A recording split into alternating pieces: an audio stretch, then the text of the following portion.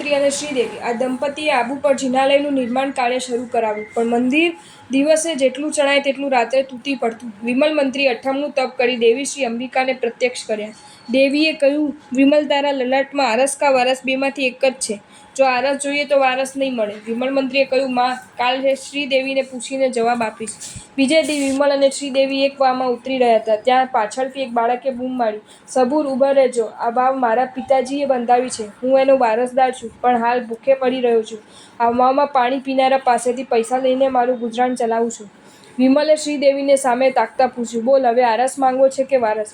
શ્રીદેવી બોલી, જો વારસ માંગશું અને આપણો છોકરા દેરાના ઓટલે ઊભા રહીને આમ લોકો પાસે પૈસા માંગશે તો આપણી ઇજ્જત શું રહેશે?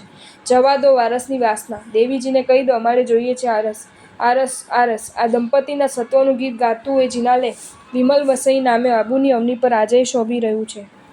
જો તમને આ વિડીયો ગમ્યો હોય તો આ વિડીયોને લાઇક કરો અને શેર કરો, અને આવા જ નવા વિડીયો જોવા માટે જૈન ફેક્ટ્સ એન્ડ સ્ટોરીઝની ચેનલને સબસ્ક્રાઈબ કરો. ધન્યવાદ.